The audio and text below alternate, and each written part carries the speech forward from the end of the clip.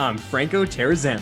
And I'm Renaud Brossard. And this is the Canadian Taxpayers podcast, where we're dedicated to lower taxes, less waste, and more accountable government. And we've got a good show for you today because we're going to be talking about a pie in the sky, or should I say park in the sky, idea to build a floating park at taxpayers' expense in the city of Toronto. We're also going to be discussing all the subsidies that political parties have voted for themselves. How nice. But before we get to that fun, we've got some federal politicians who have a pretty bad April Fool's joke up their sleeves for taxpayers, and we've got Renaud on the show to tell you exactly what's happening. Well, Franco, it might be happening on April 1st, but it's no joke. Federal politicians are poised to get another automatic pay raise this year, unless they decide to scrap it. And they won't just be getting a few more pennies. Every member of parliament, no matter how hard they work, is going to get an extra $3,000 going straight from your pockets as a taxpayer into their pockets as politicians this year. And this goes even for the furthest backbencher. You know, those MPs that are basically clapping seals for whatever their party whips tell them to vote on? Even these guys are going to get a $3,000 raise this year. Yeah, you said no matter how hard they work. Immediately I thought, or how hard they aren't working, they're going to be getting that extra $3,000, you know? How out of touch. Come on. Like, how many of our supporters or just Canadians have gotten nowhere close to that type of raise this year? I mean, I'm sure most people who have a job are just thankful that they have an income right now. But you're talking about our MPs and some backbenchers. But what about our dear leader, Prime Minister Justin Trudeau? Yes, Prime Minister Trudeau. Well, he's going to be getting twice as much. He's going to be getting a whopping $6,000 raise this year. So we are or aren't all in this together.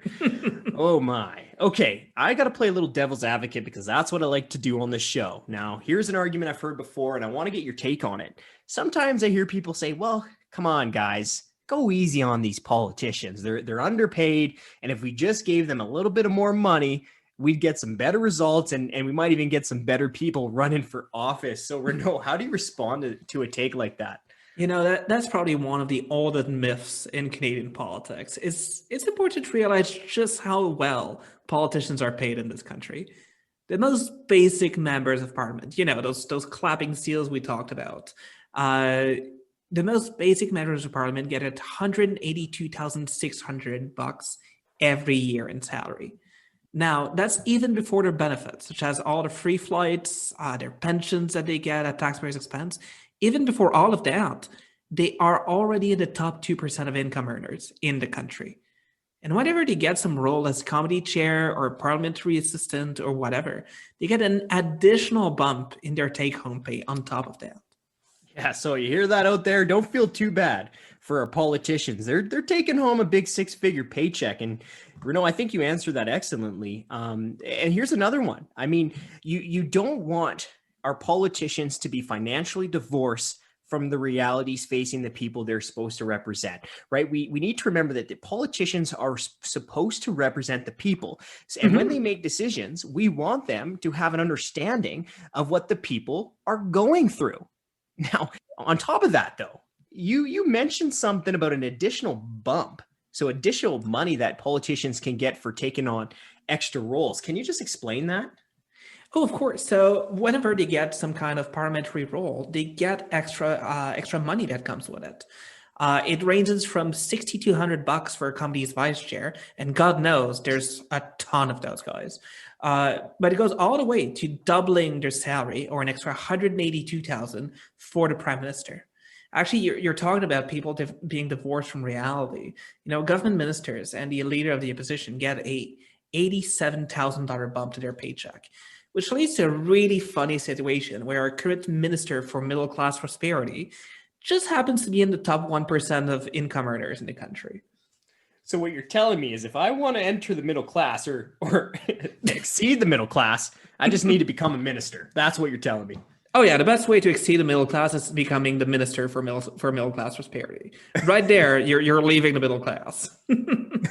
So, you know, there's nothing to indicate that we're going to be getting more out of them if we just bump their pay up by a few more grand.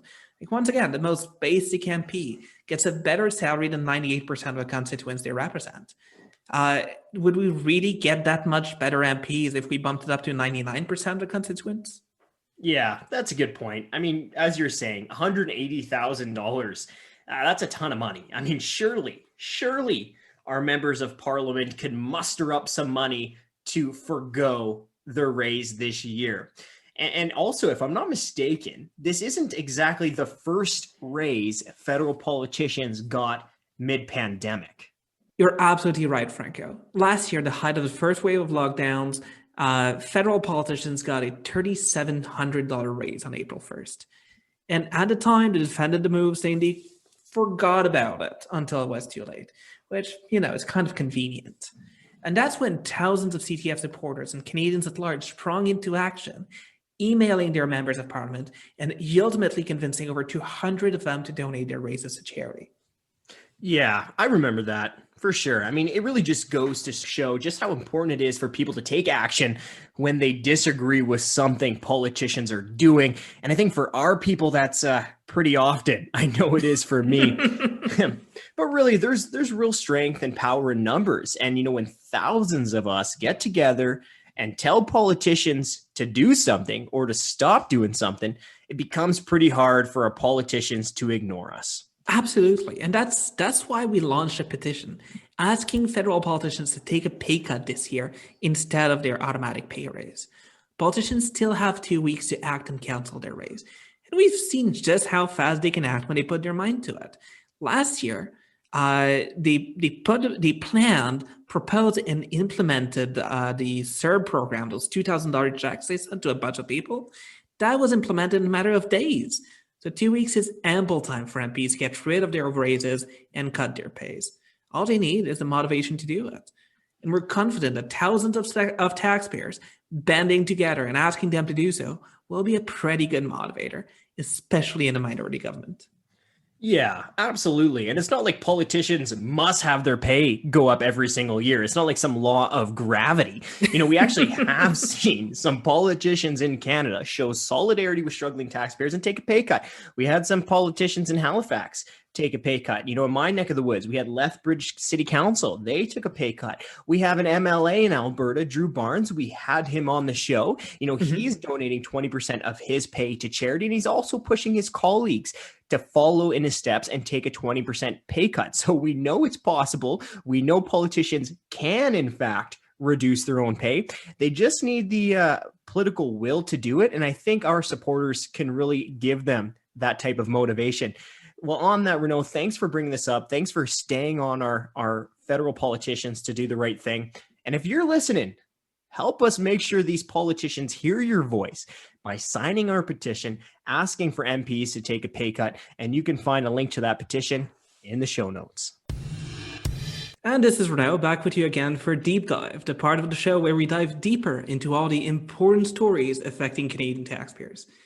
Now, if you think those MP pay raises we just discussed with Franco sound like a terrible idea, wait until you hear about the $3.8 billion vanity project that the Mayor of Toronto wants you to pay for. You don't live in Toronto, you say? That doesn't matter. Taxpayers from coast to coast will be stuck paying for this literal pie-in-the-sky Toronto project if Trudeau greenlights the mayor's plan. So Jasmine, why don't you tell our listeners what's going on? Sure. So Toronto Mayor John Tory wants to build one single park that will cost at least $3.8 billion. And here's the real head scratcher, Renaud. Toronto does not have the money to pay for any of this. In fact, when I was bashing this wasteful scheme in the media, I actually heard from the Toronto City Budget and Finance Department, and they said, well, hold on, this project's 99.9% unfunded. So what are you getting so upset about? Meaning that they haven't started spending money on it yet. They've only spent about $2 million on a study or something silly. But Renaud, that boiled my blood even more, because if this thing is almost 100% unfunded, then that means that clearly the mayor's plan is to tax us into paying for this. But one really kind of scary thing that I found within this report on Rail Deck Park is that part of the mayor's plan to pay for it, of which there aren't many details, But part of his plan is that he's going to ask other levels of government for money. So the Toronto Mayor John Tory is going to go to Prime Minister Justin Trudeau with his hands out saying, I want some of Canadian taxpayers' money to build this luxury park in my city. Oh yeah, the good old strategy of saying, oh no, taxpayers won't have to pay for it. It's other levels of government. Who do they think funds those levels of government? Anyway, there's a lot to unpack here. I almost don't know where to start. I guess first question would be, how does a single park cost 3.8 billion? Are the benches made out of gold? Are they turning all of Northern Ontario into a Toronto park? Like, how do you get to that number? Yeah, you would think that, but literally, Renaud, why this is so expensive. I should probably start by telling our listeners what Rail Deck Park, the plan for it is. So it's going to be a massive park built in the airways above the rails leading into Toronto's Union Station. Now, Union Station is the massive train station right downtown Toronto, and Rail Deck Park would be built on the west side, again, above the railways. Now, it would be about a 20-acre park, so this thing would be a bit of a monster. But Renaud, probably the real reason why this thing would be so expensive is because the construction project would be extremely complex. So a lot of our listeners might not know this, but Union Station is actually the busiest transportation hub in all of Canada. More passengers go through Union Station every day than they do through Toronto Pearson International Airport. So you've got to imagine, building a massive park over all of these moving trains constantly. Just the safety alone would be really expensive. But basically, that's why we estimated, based on recommendation from a professional consulting group, we had Syntech Consulting that does consulting work for construction and engineering projects like this. They prepared this report for us that shows the project will cost at least $3.8 billion. So wait, your report shows the park will cost at least double the city's current cost estimate? That's a massive discrepancy. How did the mayor react to news of your report showing that his pet project, Rail Deck Park, would end up costing at least $3.8 billion? I wish I could say that he came to his senses and abandoned it immediately, but instead, I'm not surprised. He doubled down. So, Renaud, what's so shocking about the mayor saying that he still wants to go ahead with this thing, despite our report showing that it would double in price, is that we released our report in May of 2020. Now, that was a few months after the pandemic had hit, and Toronto's finances were already in shambles at that point. And even this year, there's still a massive hole in the city's operating budget. So it's shocking that the mayor says he still wants to go ahead with this park that we couldn't afford before the pandemic, and we certainly cannot afford now. Listen to his reaction on CP24 when he was asked about our report and the growing price tag of Rail Deck Park. I think it's my responsibility to put forward projects like that. And as for their cost estimate, I have no idea where they got those numbers from. I just do know that we've had public servants take a look at this, and they put forward a cost estimate, and that will be tested and tested and tested over and over again. But I think they have an axe to grind about this. All right. So 2 things on that. One, the mayor should probably read our report if he actually has no idea how this project could go over budget. But 2, yeah, he's darn right we have an axe to grind. I have a big issue with governments wasting the taxes they force me to pay on unnecessary projects like this. So yeah, me, the rest of the CTF, and taxpayers across the country do have an axe to grind with this reckless plan, especially when the city threatened to make devastating cuts, as Mayor John Tory did last summer, to services like long-term care and policing, unless he got a bailout from other governments. So he actually asked the city about some of its spending on shelter services recently to highlight just how wasteful and costly this project is. So why don't you tell our listeners a little bit about what you found? Sure. So I was curious, $3.8 billion is a lot of money. What else could the city of Toronto do with that? And here's some things that I found through Freedom of Information requests. For the same price tag as Rail Deck Park, $3.8 billion, the city of Toronto could instead fund 139,000 shelter beds in Toronto for an entire year. They could fund 711 million meals served in Toronto city shelters, or they could increase the amount of budget, how much they spend on shelter services entirely, by about 15 times. But Renaud, I think you won't be surprised to choose. Should the mayor do all of those things, or should he build one single luxury park? It says a lot about the guy's priorities. So it's clear that this park is going to cost a fortune, and no government has the cash sitting around to pay for it. But there will always be people who think it sounds cool and are prepared to brush financial considerations aside. I mean, to be fair, it is a floating park. It sounds pretty cool. In fact, here's what one of the advocates of the project, Toronto City Councillor Joe Cressy, had to say. Take a listen. When Central Park was created, there were critics at the time. When Millennium Park in Chicago was recently created, there were critics at the time. Well, the minute they opened, those critics quickly disappeared. And the same is true here for the City of Toronto. If we want to build a great city for the future, not just for today, we need to invest in it, and that means investing in great parks. So Jasmine, what do you say to that? Okay. I had a lot of choice words to say to that the first time I heard it on the media, I'll be honest. But for the sake of our podcast listeners, I'll not recite those. What I will say, Renaud, is first off, the City of Toronto doesn't even take care of the parks that it already has. Secondly, when politicians spend money that they don't have, that just means that our taxes are going to go up. And that is the last thing that Toronto taxpayers or taxpayers across the country, that's the last thing they need right now. But I mean, Renaud, what I'll end with in response to the reckless remarks from Joe Cressy there, he's not being very honest with taxpayers. He's saying that this park won't happen if you don't foot the entire bill. There were multiple bids from the private sector to build a similar park. He just wants it done his way. So does the mayor. So they're saying, why compromise when we can just reach into taxpayers' pockets? So what are the chances of this thing actually going forward? Because as you said earlier, the park is currently 99.9% funded. So Toronto would need money from other governments to go ahead. How likely do you think it is that Trudeau would actually fund this? Trudeau's a sensible guy. He would never waste money. Just kidding. Yeah, I think that your reaction, confirms how I'm about to answer this question. The Fed's speech from the throne this year specifically alluded to funding for urban parks, Renaud. So this is really, fits perfectly with what Trudeau wants to blow money on. And if you look at a map of the Toronto election results from 2019, Toronto basically turned red, except for maybe, I think, 4 ridings. Toronto's got a bunch of ridings. It's pretty well a red city. So it wouldn't surprise me if the Liberals wanted to keep Toronto happy. And I mean, like I said, the feds don't have much, if any, restraint when it comes to spending. So I'd say for all of these reasons, yeah, our listeners across the country should be really worried that Trudeau's going to dump their tax dollars into this luxury park in Toronto. So Jasmine, what can our listeners do from all across the country to make sure that their tax dollars will not be wasted on this luxury park in Toronto? So we have a petition up on taxpayer.com. So visit our website. It's called Stop Toronto's $3.8 billion floating downtown park. So to our listeners, please sign that petition, share it with your friends.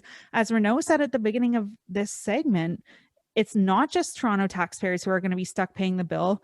It might be you if you're in, Alberta, any other province. You're sending your taxpayer money into Toronto to build a luxury park that you may never even have the privilege of stepping a foot in. So please sign our petition and share it with your friends.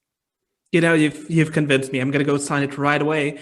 And I'd like to encourage all of our listeners, to click on the link in the show notes and to sign this petition to make sure that your tax dollars are not wasted on John Tory's pet project. So thank you so much, Jasmine, for bringing this to our attention. It's time for Waste Watch. This is the part of the show where we get to let you know about all the creative and not so creative, terrible ways that politicians are wasting your hard-earned tax dollars. I'm Chris Sims. I'm the BC Director of the Canadian Taxpayers Federation, and our Ontario Director, Jasmine Moulton. She's back. She's here to cover some increased spending by politicians during the pandemic that, of course, has actually nothing to do with the pandemic itself. So, Jasmine, what do you have for us today? Chris, you're absolutely right. Politicians love saying that their current spending spree is all based on the pandemic. But in Ontario, part of that spending, at least we found, is going straight from taxpayers' pockets into the pockets of political parties. Now, I'm talking about political welfare. and the per vote subsidy. So for those of our listeners who might not be familiar, the per vote subsidy is basically taxpayers' money that political parties take for every vote they get in an election. Now, they take this ongoing on a quarterly basis between elections, and it all adds up. Now, on February 25th, Doug Ford, the premier in Ontario, his government announced legislation that would not only extend but increase the per vote subsidy in Ontario. So now, every time political parties get a vote in Ontario, they get to take 63 cents for that vote, and that's up from 55 cents. Wow. Okay. So we have something like this here in British Columbia, but lots of our listeners probably aren't familiar with the idea of a taxpayer-funded per vote subsidy. So Jess, can you give them a better idea of just how much money political welfare has been costing them? If we look at the first quarter of Ontario alone, so that's from January to March of 2021, this year, political parties gave themselves $2.6 million. And Chris, this comes directly from taxpayers' pockets. So when you think of the optics of literally political parties taking money from taxpayers at one of the worst possible times, the optics are just terrible. It really is. It's gross. And I need to stress here, this isn't money going to, say, Elections Ontario or Elections British Columbia, to fund the little paper ballots and the little pencils. No, this is taxpayers' money going to partisan political parties. They're using it for stuff like attack ads and junk mail. But this is ringing a bell for me. Didn't Ford promise to cancel this stuff back during the 2018 election? Exactly, Chris. And here's a quote from Ford's Facebook page from before the 2018 election when he was running to become premier in Ontario. He said, in 2017, the Ontario government paid almost $13 million to political parties at the expense of Ontario taxpayers through a mandated per vote subsidy. I do not believe the government should be taking money from hardworking taxpayers and giving it to political parties. Corporate welfare is wrong, and political party welfare is equally wrong. I will put an end to both. This is why, when I'm elected premier, I will stand up for all Ontario taxpayers and eliminate the per vote subsidy given to political parties in Ontario. This will save taxpayers millions of dollars each year. If a party cannot raise its own money to run its own campaign, it will no longer be able to rely on government to get it from the taxpayer, end quote. Wow. Okay, that's pretty black and white, and I think somebody's pants might be on fire. Those words are coming back to bite him now because he's not only doubled down on corporate welfare, he's doubled down on political welfare. Absolutely, Chris. It's so disappointing to see politicians promise something in the campaign. And then, it's one thing just not to act on a promise, but it's another thing to do the exact opposite. He said he'd cancel this thing. He's not only extending it, he's really increasing it. So I also want to bring up, do you remember his campaign theme song, For the People? Yeah. Let's play that.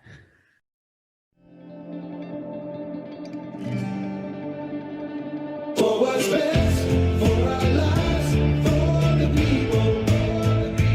Gotta fight for what's right, for the people.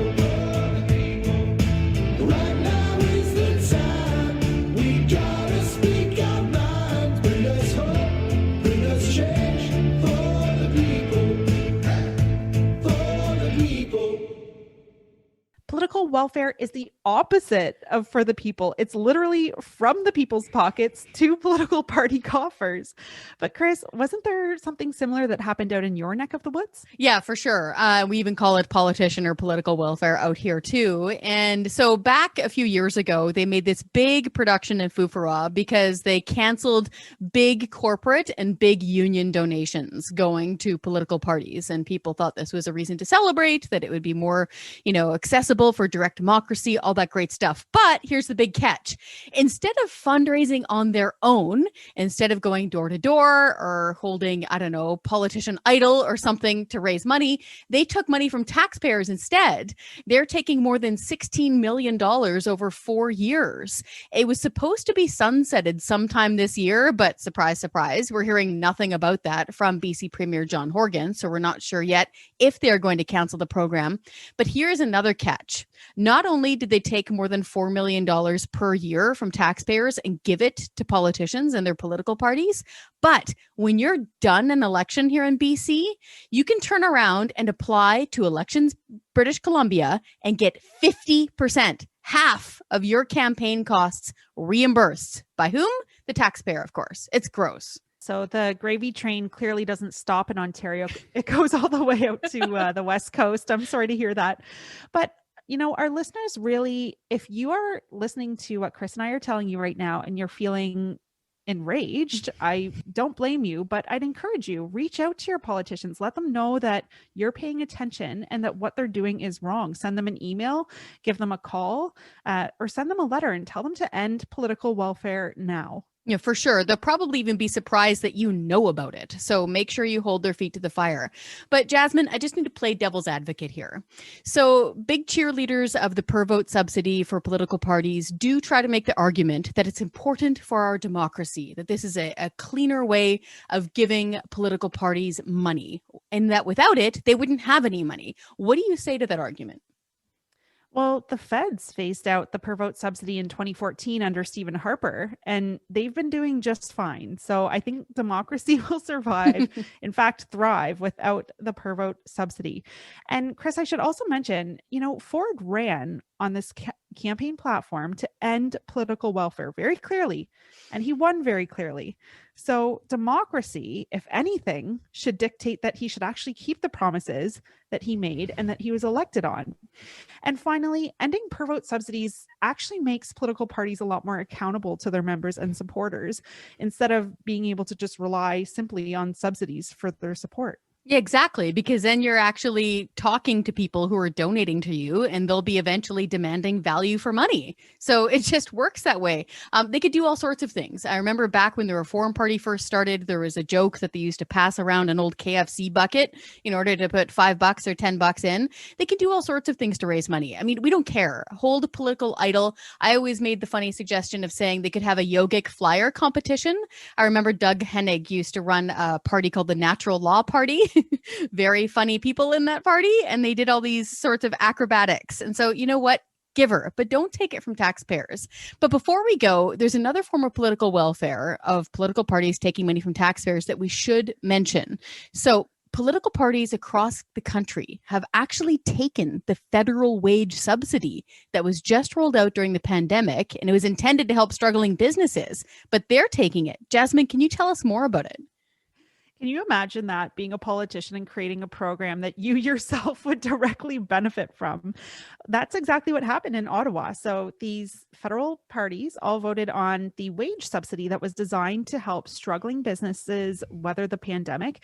But then a few months later, we found out that actually political parties themselves had taken advantage of this wage subsidy that was designed for struggling businesses. So here at the Taxpayers Federation, as soon as we found that out, we asked the Liberal Party of Canada, the Conservative Party of Canada, and the NDP to repay the $1.8 million that they took from taxpayers in the form of the wage subsidy during the COVID-19 pandemic. Now, I should give credit where credit's due. The Bloc Québécois, they never took the wage subsidy. They turned it down right from the start. And actually, the Conservatives, after we called them out on it, eventually agreed that they would pay the money back.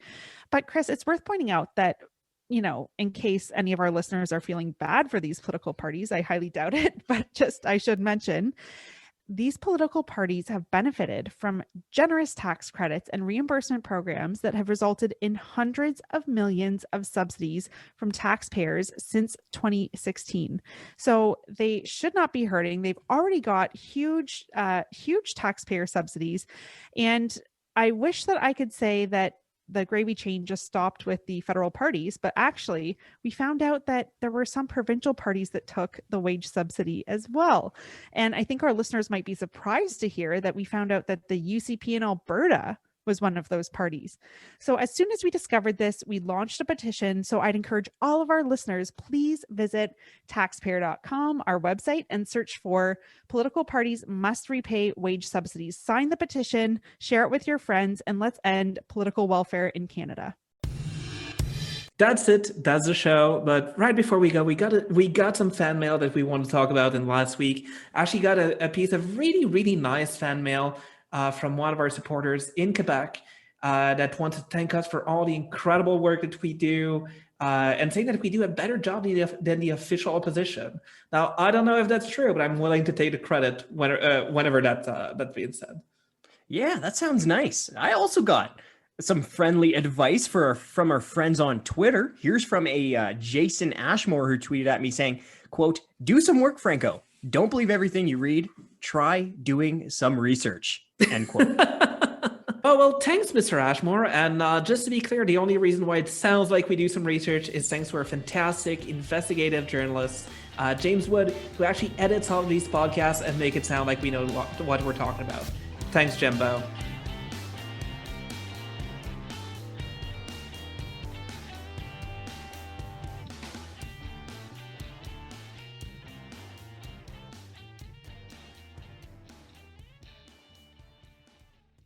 Hi, I'm Scott Hennig, President of the Canadian Taxpayers Federation. If you've got another minute, I'd like to ask you to think about the one person you know that would really enjoy listening to this podcast.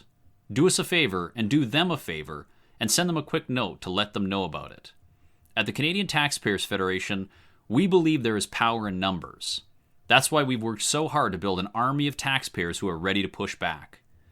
And we did it because people like you shared our work with that one person that they knew would really appreciate taking part. Thanks for listening, and thanks for doing your part to make Canada a better place.